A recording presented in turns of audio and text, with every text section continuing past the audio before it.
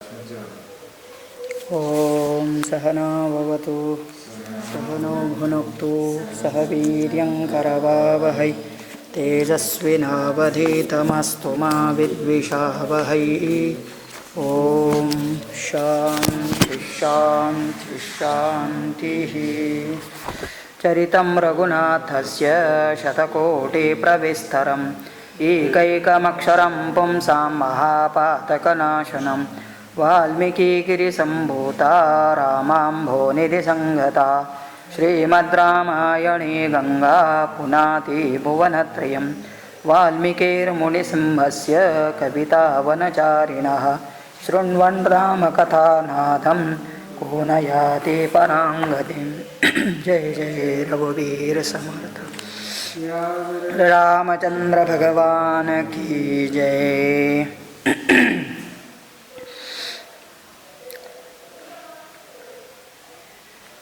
45वां सर्ग 45वां सर्ग है। पंचचत्वारिंशत् सर्गः।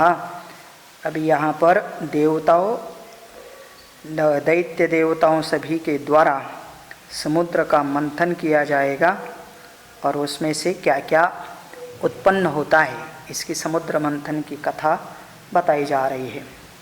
विश्वामित्र वच श्रुत्वा राघवः सह लक्ष्मणः विस्मयं परमं गत्वा विश्वामित्राथा ब्रवीत्।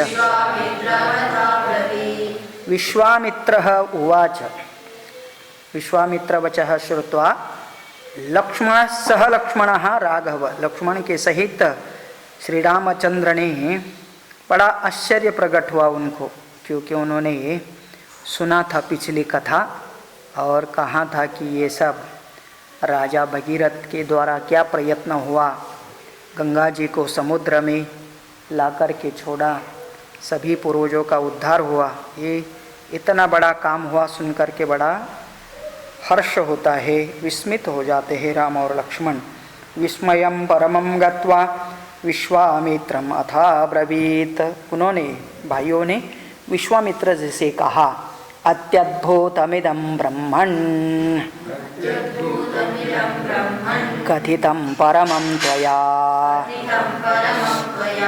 मत् गंगावतरणं पुण्यं सागरस्यापि पूरणम्।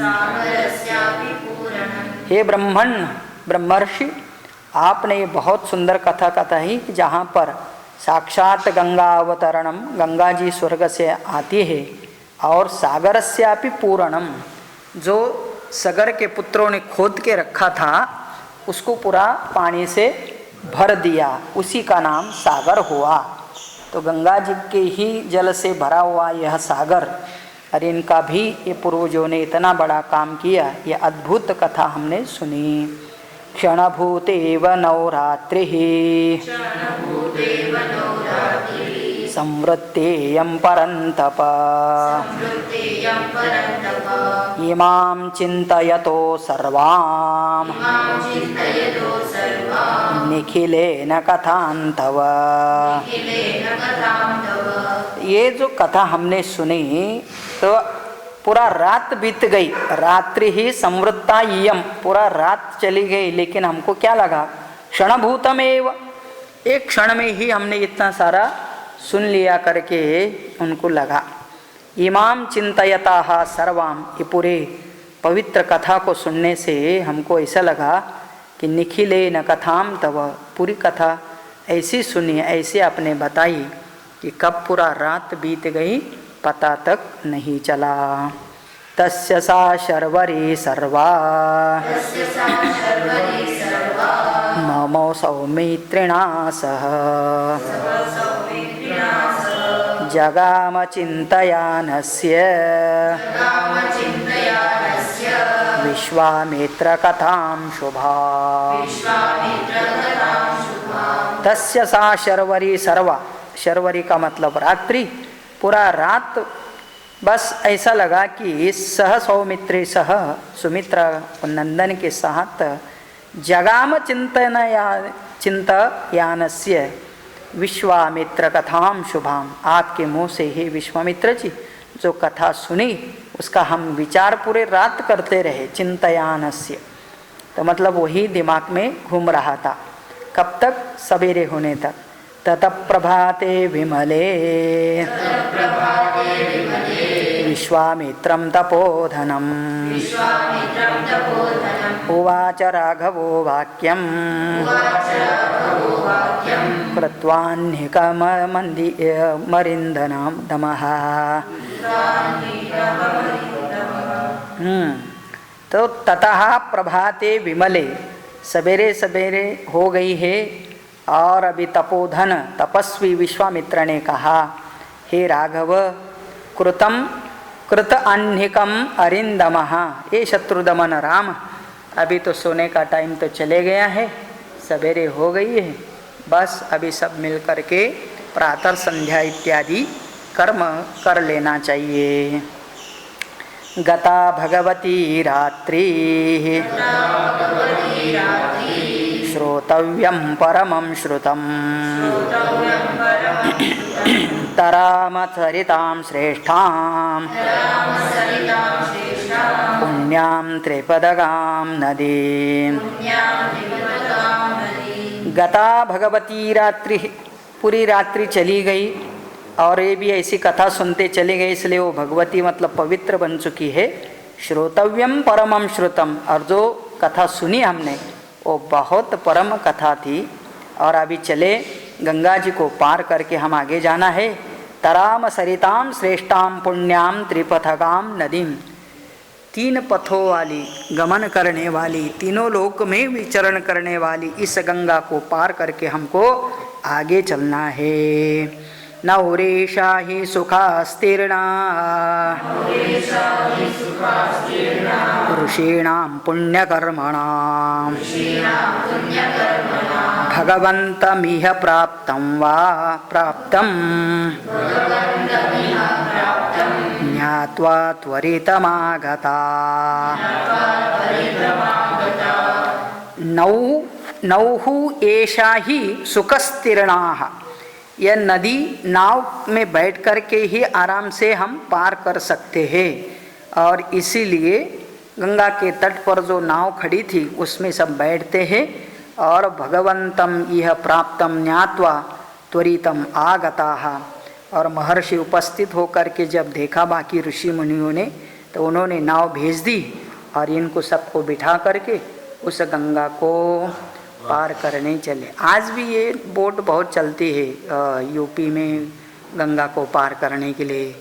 वहाँ बिहार से होती हुई गंगा चलती, तो उधर भी, क्योंकि बहुत बार तो तैर के चले जाते, लेकिन कभी कभी डूब जाते तो न्यूज़ हो जाता है, क्योंकि गंगा इतनी बड़ी और हमेशा पानी रहने वाली है।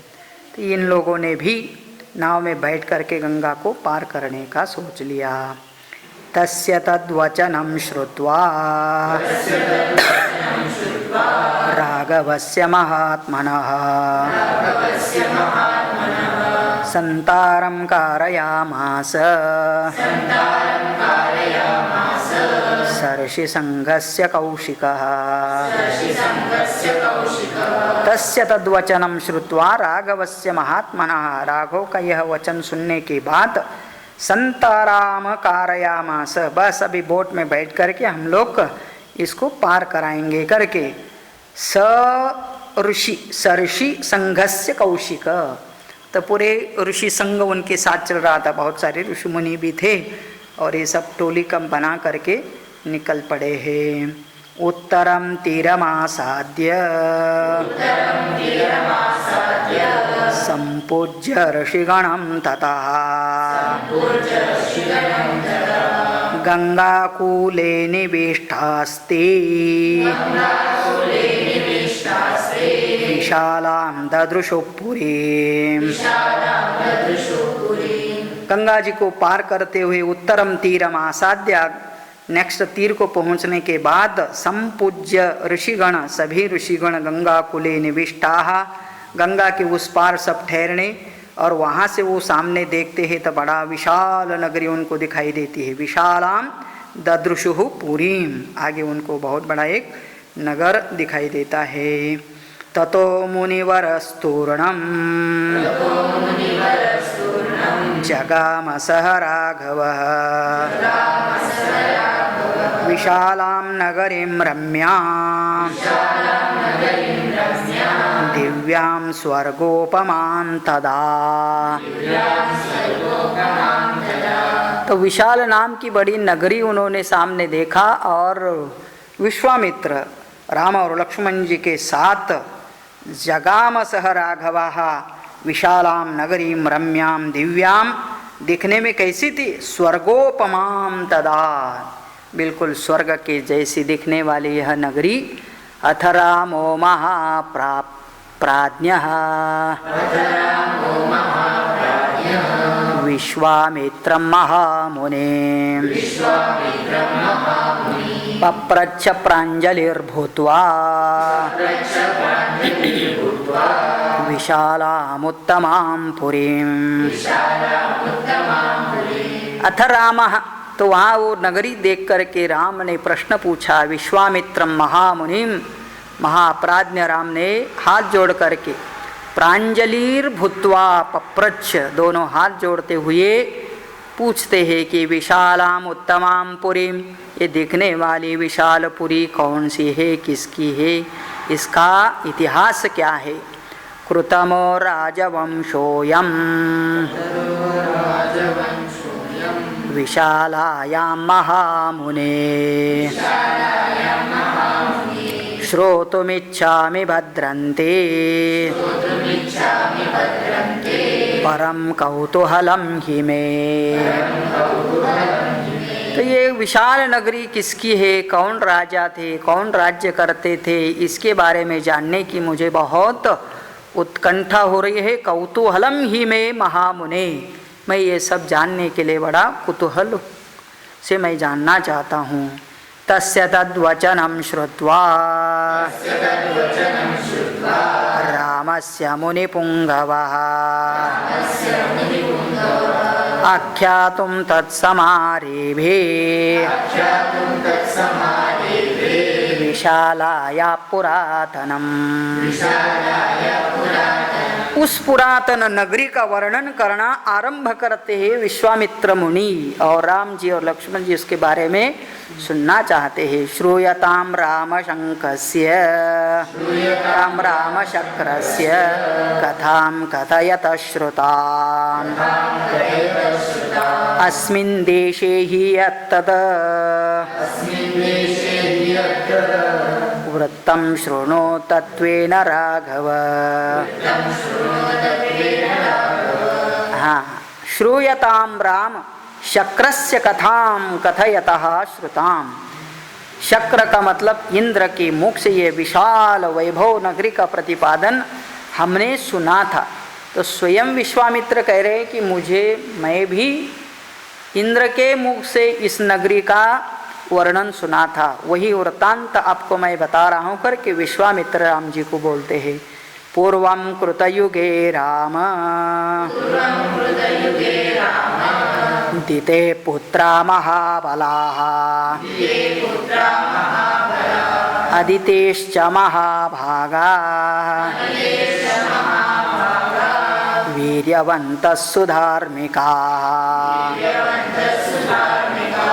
तो हे श्री राम, पूर्वम कृतयुगे, कृतयुग में दिति के पुत्र दैत्य, तो आपको सबको पता है कपिल मुनि के दो पत्नियां थी। कश्यप ऋषि के मुनि, कश्यप मुनि की दो पत्नियां थी, दिति और अदिति। दिति और अदिति, दिति से जितने बच्चे पैदा हुए वो सब दैत्य बन गए।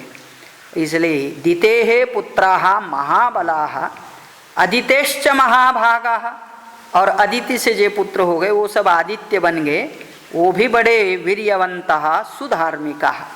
एक बलवान थे तो दूसरे सुधार्मिक थे। तो ऐसे दो दिति और आदिति के ये दो प्रकार के वंशज, दो प्रकार के प्रजा उत्पन्न हुई। ततस्तेषां नरव्याघ्र बुद्धिरासीन्महात्मनाम् अमरा विरजाश्चैव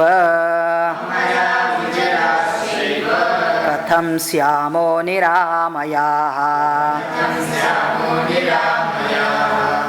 ततः तेषां नरव्याघ्रे नरश्रेष्ठ राम बुद्धि ही आसीन महात्मानां। तो वो जो अदिति के पुत्र थे उनको विचार आया, अमराः विजराः विजराः चैव कथं स्याम निरामयाः। तो उनको एक चिंतन आया कि हम अमर कैसे बन जाएं, मृत्यु से मुक्त कैसे हो जाए। विजराः, जरा का मतलब ओल्ड एज, विजराः मतलब जरा रहित, मतलब हम यवर यंग कैसे बने रहेंगे। कथम श्याम निरामयाः, सभी रोगों से मुक्त हम कैसे रहेंगे, ऐसे अदिति के पुत्रों को विचार आया। तेषां चिन्तयतां तत्र बुद्धिरासीद् विपश्चिता क्षीरोदमथनं कृत्वा रसं प्राप्स्याम तत्र वै। तो तभी क्या हुआ, दोनों को भी तेषां चिंतयताम तत्र बुद्धि आसीत् विपश्चिताम। तो द्वितीय और आदित्य के दोनों प्रजाओं को चिंतन हुआ कि क्या करेंगे हम।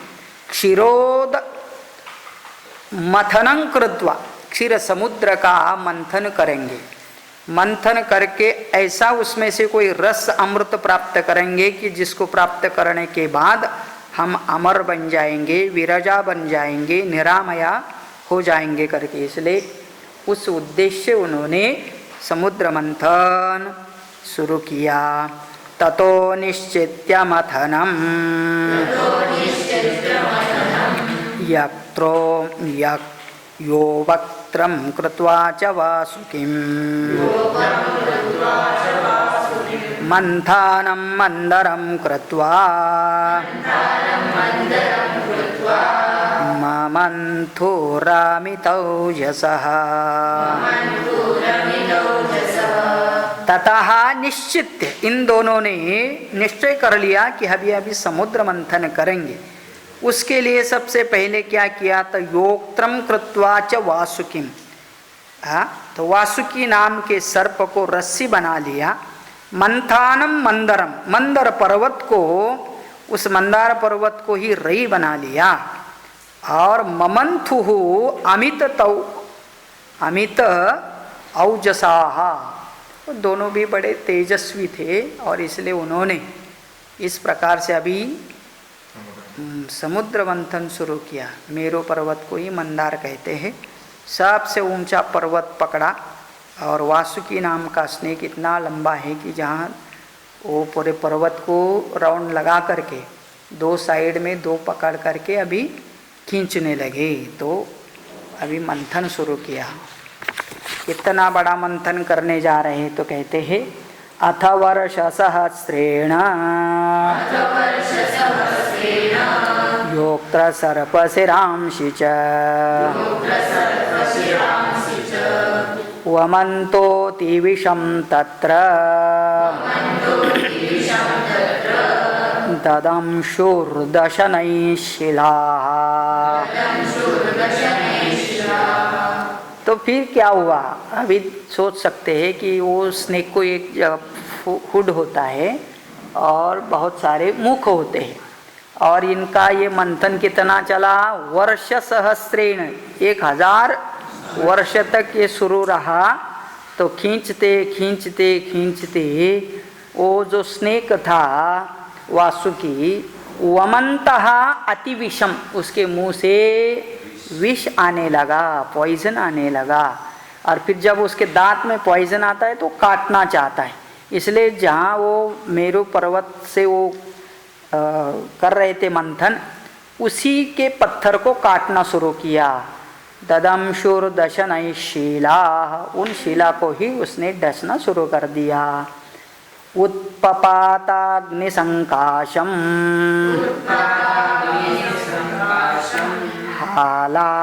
हालाहलमहाविषम तेन दग्धं जगत्सर्वं सदेवासुरमानुषम्। तो क्या हुआ, उस वासुकी के सभी मुख से, अनेक मुख थे, और वो सभी मुखों से उत्पपात अग्नि संकाशम, अग्नि के जैसे दाह करने वाला हलाहल नाम का विष उसके मुंह से आया। तेन दग्धम जगत सर्वम, उसके कारण वो विष मतलब हमेशा बहुत गर्म होता है, उसका थोड़ा भी बूंद कहीं गिर जाए तो स्किन भी जल जाती है, कर मतलब पॉइजन ही ऐसा होता है। तो फिर कहते हैं कि इतना विष आने लगा कि सभी सदेवासुर मानुषम, देवता आसुर मनुष्य सबको विष के कारण बहुत दाह शुरू हो गया। तो अभी ये विष का क्या करना करके, तो उन्होंने सभी ने मिल करके प्रार्थना करते भगवान रुद्र को, शंकर को। अथ देवा महादेवम शंकरं शरणार्थिनः जग्मु पशुपतिं रुद्रं त्राहि त्राहीति तुष्टौः। अथ देवाः महादेवं शंकरं शरणार्थिनः, सभी यह देवासुर और मनुष्य सभी मिलकर के भगवान शंकर को शरण जाते हैं। और जग्मुहु पशुपतिम रुद्रम, वो जा कर के प्रार्थना करते हैं, त्राही त्राहीति तुष्टुयुः, हमारा कल्याण हो, हमको बचाओ हे शंकर भगवान। शंकर भगवान तो हमेशा ध्यान में बैठे रहते हैं, और जब भी ऐसा संकट आए तभी लोग जा कर के भगवान को प्रार्थना करते हैं। और कहते वो भी कब, जब ऐसा विष आया तो अभी ये विष का क्या करे, तो फिर भोले भाले शंकर जी उनके गले में डाल देते अभी ये विष। तो कहते हैं भगवान शंकर भी खुश हो गए इनकी प्रार्थना से। एवं मुक्तस्ततो देवैः देवदेवेश्वर प्रभुः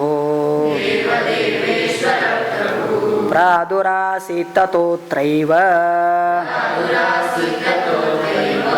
शंखचक्रधरो हरिः। हाँ, एवं मुक्तस्ततो देवैहि, सभी देवताओं के द्वारा भगवान शंकर के ऐसी प्रार्थना करने के बाद देव देवेश्वर प्रभु, वहाँ पर भगवान शंकर की ऐसी प्रार्थना चल रही थी, उसी समय पर प्रादुः आसीत् तत्र ततः त्रैव शंख चक्र धरो हरि, उसी समय पर शंख चक्र धारण करने वाले भगवान विष्णु भी पहुँच गए। और फिर उन सभी ने शंकर विष्णु के सहित सभी देवताओं ने भगवान शंकर की प्रार्थना की और क्या कहा, उवाचैनं स्मितं कृत्वा रुद्रं शूलधरं हरिः दैवतैर्मध्यमानेतु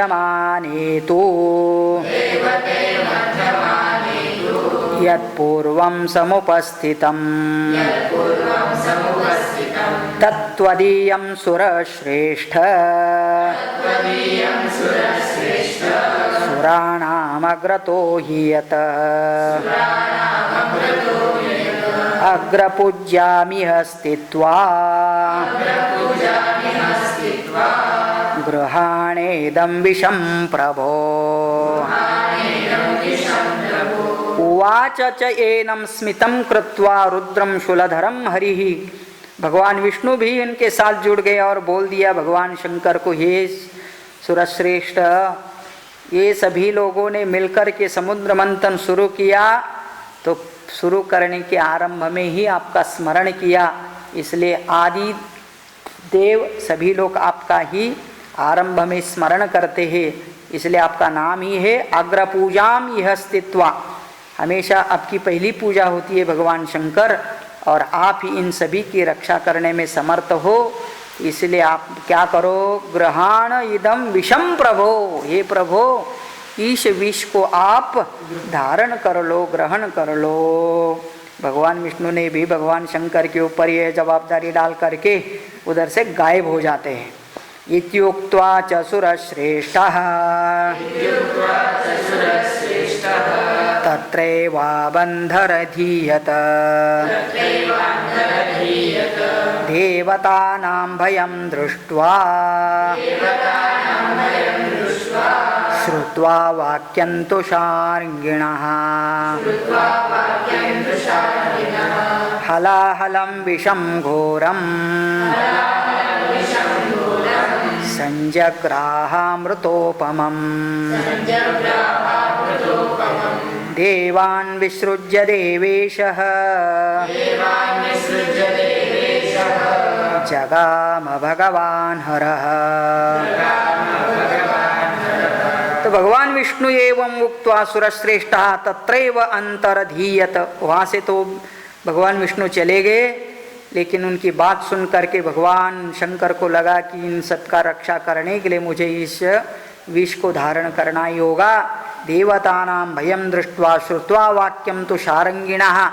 भगवान विष्णु को शारंगी कहते हैं क्योंकि उनके हाथ में जो धनुष्य है उसका नाम है शारंग, और इसलिए शारंगधर अथवा शारंगिणः। हलाहलं विषम घोरम संजग्राह, संपूर्वक ग्रह धातु संजग्राह, उन्होंने ग्रहण कर लिया, विष का ग्रहण कर लिया। हलाहल विष का ग्रहण कैसे किया? अमृतोपमम, जैसे कि अमृत का कोई ग्रहण कर ले, इतने खुशी से उन्होंने यह विष को धारण किया। देवान विसृज्य देवेशः जगाम भगवान हरः, और अपने कंठ में धारण करके सभी देवताओं को विदा करके भगवान हिमालय में चले गए। लेकिन कैसे चले गए? तो कंठ में विष धारण करते हुए चले गए, क्योंकि अंदर लेते हैं तो स्वयं को तकलीफ होती है, बाहर डालते हैं तो पूरे पृथ्वी को जला देगा, इसीलिए उस विष को कंठ में धारण किया। ततो देवसुरा सर्वे ममन्थो रघुनंदन प्रविवेक्षाथ पातालम मंथान पर्वतोत्तमः। अभी उन्होंने मंथन शुरू किया, देव और सुरों ने, देवाः असुराश्च सर्वे ममंथुः, हे रघुनंदन। फिर करते करते क्या हुआ? तो जो जिस पर्वत को वो लोग वहाँ कर रहे थे ना, मंथन के लिए यूज कर रहे थे, उस समय पर वो पर्वत नीचे चलना शुरू हो गया, पाताल चले जा रहा है। प्रविवेशाथ पातालम मंथानः पर्वतोत्तमः। तो फिर अभी एक और दूसरी समस्या खड़ी हो गई। पहली समस्या विष आ गया, वो निवारण हो गया। दूसरी समस्या चालू हुआ तो पर्वत नीचे जा रहा है। ततो देवास गंधर्वाः तुष्टुर्मधुसूदनम् त्वंगति सर्वभूतानां विशेषेण दिवौकसा पालयास्मान् महाबाहो गिरिमुद्धर्तुमर्हसि। तो फिर एक प्रॉब्लम आया, तो फिर सभी देवासुर मिलकर के भगवान विष्णु का भी, भगवान शंकर तो विष लेके चले गए हिमालय, बार बार उनको बुलाना भी ठीक नहीं है, इसलिए विष्णु जी खाली बैठे हैं तो उनको उनके पास जाते हैं। और सगंधर्वा, सभी लोग जा करके तुष्टुः, उन्होंने सभी ने मिलकर के भगवान मधुसूदन की स्तुति किया और बोल दिया, त्वं गति ही सर्वभूतानां विशेषेण दिवोकसाम, सभी स्वर्गस्थ देवता आपके ऊपर निर्भर है और इसलिए पालयास्मान, आप हमारा पालन कर सकते, रक्षा कर सकते हैं। गिरिम उद्धर्तुम अर्हसि, अब ये जो पर्वत गिरी अंदर जा रहा है पाताल की ओर, इसको आप स्थिर पकड़ के रखने का काम कर सकते हैं। ऐसे सभी देवताओं ने भगवान विष्णु से प्रार्थना करने से इति श्रुत्वा ऋषिकेशः कामठं रूपमास्थितः पर्वतं पृष्ठतः कृत्वा शिष्ये तत्रो दधौ हरिः। इति श्रुत्वा ऋषिकेशः, भगवान विष्णु ने सबकी प्रार्थना सुनने के बाद कामठम रूपमास्थितः, कामठ का मतलब कच्छप, कच्छप का मतलब टॉर्टाइस का रूप धारण किया और फिर जाकर के उस पर्वत के नीचे बैठ गए। पर्वतम पृष्ठतः कृत्वा, अपने पीठ पर बैक साइड पर वो पूरा पर्वत को धारण किया। शिष्ये तत्र उदधौ हरिहि, और इस प्रकार से उस हरि ने समुद्र के भीतर जाते हुए जाकर के क्या कर गया, सो गए। उनको तो कुछ फर्क नहीं पड़ता था, बस आराम से लेट गए, आंख बंद कर लिया। उनके शरीर के ऊपर अभी इतना बड़ा सा पर्वत खड़ा हो गया और फिर इनका समुद्र मंथन चालू होता है। अथ वर्ष सहस्रेण आयुर्वेदमय पुमान् उदतिष्ठत सुधर्मात्मा सदण्ड सकमण्डलो पूर्वं धन्वन्तरिर्नाम अप्सराश्च सुवर्चसः। अथ वर्ष सहस्राणि, फिर तपस्ो समुद्र बंधन रूप तपस चलते रहा 1000 वर्ष तक। फिर वहाँ क्या हुआ, तो इतना करने के बाद अभी उस समुद्र से पहला एक चीज तैयार निर्माण हुआ, आयुर्वेदमय पुमान, साक्षात आयुर्वेद के रूप में एक देवता प्रकट हो गई। और वो आयुर्वेद तो विद्या का नाम है, और वो देवता धारण करने वाला उसका नाम है धन्वंतरी। उदतिष्ठत, उद्पूर्वक अतिष्ठत, उदतिष्ठत सुधर्मात्मा सदंड कमंडलो। तो उस धन्वंतरी का रूप कैसे है, तो एक हाथ में दंड है और एक हाथ में कमंडल धारण करते हुए। पूर्वम धन्वंतरी नाम, पहले उनका नाम धन्वंतरी भी हुआ करता था, आयुर्वेद भी उनका नाम है। और अप्सराश्च सुवर्चसाः, और उसके साथ साथ उस धन्वंतरी विद्या के साथ साथ बहुत सारी अप्सराएं भी उत्पन्न हो गई। अप्सरा का मतलब होता है सब सुंदर सुंदर स्त्रियां वहां से उत्पन्न होती है। अप्सु निर्मथनादेव रसा तस्मात् वरश्रियः उत्पेतुर्मुनि ज्येष्ठ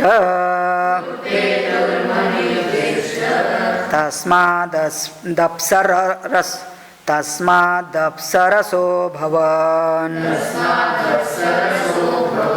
अभी अप्सरा नाम कैसे पड़ा इनका, तो कहते हैं अप्सु निर्मथनातेव रसात तस्मात् वरस्त्रियः। इन स्त्रियों की उत्पत्ति उस समुद्र रूपी जल को कहते हैं अपसु सप्तमी।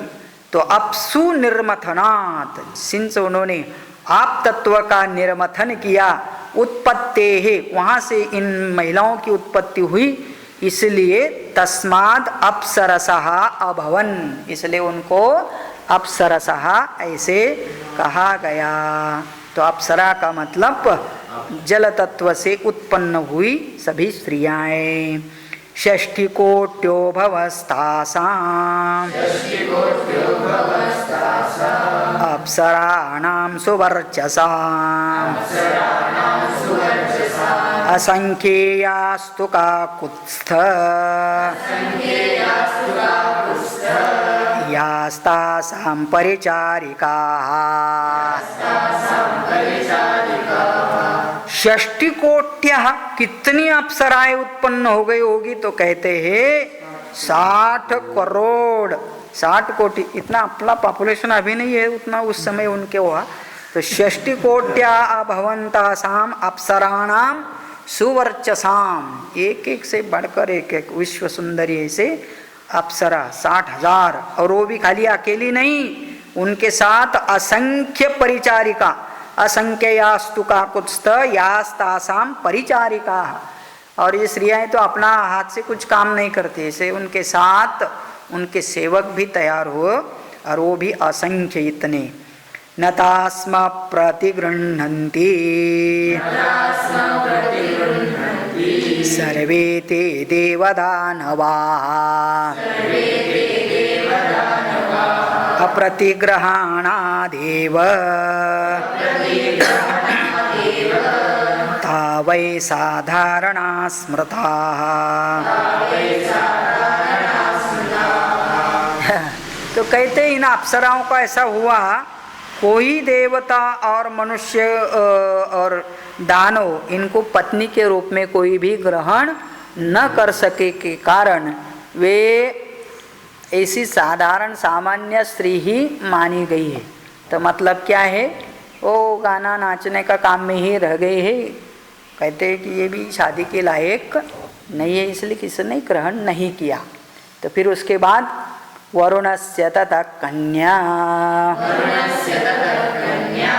वारुणी रघुनंदन उत्पपात महाभागा मार्गमाणा परिग्रहम्। ततः वरुणस्य कन्या वारुणी हे रघुनंदन उत्पपात, उसी समुद्र मंथन से वरुण की बेटी जिसका नाम वारुणी है वो वहाँ पर प्रकट हुई और अभिमानी देवी थी और मार्गमाणा परिग्रहम। तो फिर वो जब उत्पन्न हुई तो अपने को स्वीकार करने वाला पुरुष की खोज में लग गई। परिग्रह, अपना परिग्रहण करना कोई है क्या। दिते पुत्रा न ताम राम जगृहुर्वरुणात्मजा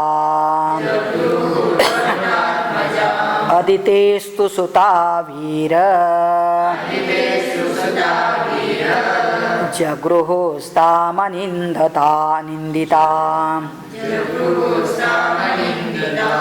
दितेः पुत्राः न ताम जगृहु वरुणात्मजाम, उस वरुण की पुत्री को दैत्यों ने अपनी पत्नी नहीं माना, मतलब दैत्य उनको ग्रहण नहीं कर पाए। तो फिर क्या हो गया, अदिति के पुत्रों ने, देवताओं ने अदितेस्तु सुता वीरः जगृहु ताम अनिंदिताम, अनिंदिता मतलब वो सुंदर वारुणी का ग्रहण इन अदिति के पुत्र ने, अदिति के पुत्रों ने मतलब देवताओं ने उसका ग्रहण किया। असुरास्तेन दैतेयाः सुरास्तेनादिते सुताः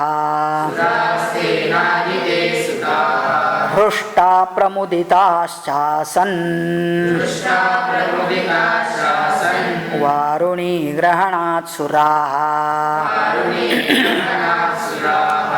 तो कहते हैं सुरा से रहित होने के कारण वे है दैत्य बन चुके, असुर न सुहु असुर। तो असुराः तेन दैत्येयाः मतलब दिति के सभी पुत्रों को असुर नाम पड़ा, दैत्य नाम पड़ा। और रुष्टाः प्रमोदिता च आसन वारुणी ग्रहणात् सुराः, और इस वारुणी का ग्रहण करने के कारण सभी देवताओं को सुर कहा गया। और इस प्रकार से सुरा और असुरा ऐसे दो ये दिति और आदिति के पुत्रों के नाम पड़े। उच्चैश्रवा हय श्रेष्ठः मणिरत्नञ्च कौस्तुभम् उदतिष्ठन्नर श्रेष्ठ तथैवामृतमुत्तमम्। अब ये वहाँ से तो विष निकला, फिर आयुर्वेद रूप परमात्मा का वहाँ प्रगटीकरण हुआ, फिर अप्सराएं उत्पन्न हुई समुद्र मंथन से। उसके बाद वारुणी नाम की वरुण कन्या उत्पन्न हो गई जिसका ग्रहण सभी देवताओं ने किया। और फिर उसके बाद क्या हुआ तो कहते हैं उच्चैश्रवा हय श्रेष्ठः, उच्चैश्रव नाम का बड़ा घोड़ा उत्पन्न हुआ। मणिरत्नञ्च कौस्तुभम, सभी मणियों में कौस्तुभ नाम का मणि उत्पन्न हुआ। उदतिष्ठन् नरश्रेष्ठ तथैव अमृतम उत्तमम, और तीसरी चीज अमृत पीने का पी करके अमृत बनने का जो रस था वो वहाँ से उत्पन्न हुआ। इस प्रकार से अथ तस्य कृते राम महानासीत् कुलक्षयः अदितेस्तु ततः पुत्रा दितिपुत्रानघयोधयन्। अथ तस्य कृते राम महानासीत् कुलक्षयः। अभी इसके बाद जो अमृत उत्पन्न हुआ उस अमृत प्राप्ति के लिए अदितेस्तु ततः पुत्राः दितिपुत्रान अयोधयन्। अदिति के पुत्रों ने दिति पुत्रों के साथ युद्ध शुरू हुआ। इसका मतलब ये दो महिलाएं के दोनों पुत्र आपस में झगड़ने लगे और इसीलिए अभी बड़ा युद्ध होने जा रहा है। एकतामगमन् सर्वे असुरा राक्षसैः सह युद्धमासीन्महाघोरम् वीरत्रैलोक्यमोहनम्। तो हे वीर राम, एकताम अगमन सर्वे आसुराः राक्षसैः। असुर और राक्षस मिल गए और युद्धमासीत् महाघोरम वीरत्रैलोक्य मोहनम। तीनों लोक में मोह में डालेगा ऐसा भयंकर युद्ध संग्राम शुरू होता है। यदा क्षयं गतं सर्वं तदा विष्णुर्महाबलः अमृतं सोहरत् पूर्णं मायामास्ताय मोहिनी। अभी झगड़ के दोनों भी जब थक गए, बहुत सारे असुरों का भी नाश हुआ, क्षीण हो गए, तब जाकर के अचानक भगवान विष्णु वहाँ प्रकट होते हैं। यदा क्षयं गतं सर्वं तदा विष्णु महाबलः। महाबलवान विष्णु प्रकट होते हैं। अमृतम स्व अहरत, उन्होंने अमृत का हरण कर लिया, चुरा लिया। तूर्णम मायाम आस्ताय मोहिनीम, और तुरंत कौन से रूप धारण किया तो कहते हैं मोहिनी नाम की माया का रूप उन्होंने धारण कर लिया। ये गताभिमुखम विष्णुम अक्षरम पुरुषोत्तमम संपिष्टास्ते तदा युद्धे हाँ विष्णुना प्रभविष्णुना। ये गताभिमुखम विष्णुमाक्षरम पुरुषोत्तमम, और फिर सभी दैत्य और सब भगवान के साथ युद्ध करना शुरू किया तो भगवान ने सबको पीस डाला। संपिष्टास्ते तदा युद्धे विष्णुना प्रभविष्णुना, तो उनको सबको घायल कर दिया भगवान विष्णु ने। और फिर क्या हुआ, अदितेरात्मजादि वीरा धीते पुत्रान्निजग्निरे अस्मिन् घोरे महायुद्धे दैत्येयादित्ययोर्भृशम्। अदितेः आत्मजा वीराः दितेः पुत्रान् निजग्निरे, तो देवताओं और दैत्यों के बीच में घोर युद्ध हो गया। तब अदिति के पुत्र देवताओं ने सभी दिति के पुत्रों का संहार कर दिया। निहत्य दिति पुत्रांस्तु राज्यं प्राप्य पुरंदरः शशास मुदितो लोकान् सर्षि संघान् सहाचारणान् सचारणान्। तो फिर दैत्यों का वध करने के पश्चात स्वयं पुरंदर का मतलब देवराज इंद्र बड़ा प्रसन्न होकर के सभी ऋषियों और चारणों के सहित शशास मुदितो लोकान, तीनों लोक के ऊपर राज्य करता हुआ वह विचरने लगा। इसके साथ यह सर्ग पूरा होता है। इत्यार्षे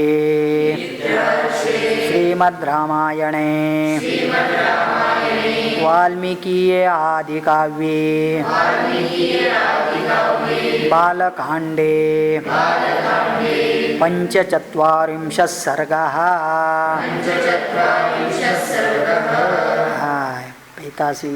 45वां सर्ग पूरा होता है और यहीं पर आज रुकते ही अगला कथा अगले इसमें आएगी। ओम पूर्णमदः पूर्णमिदं पूर्णात् पूर्णमुदच्यते पूर्णस्य पूर्णमादाय पूर्णमेवावशिष्यते। ओम शांति शांति शांति। जय जय रघुवीर समर्थ सियावर रामचंद्र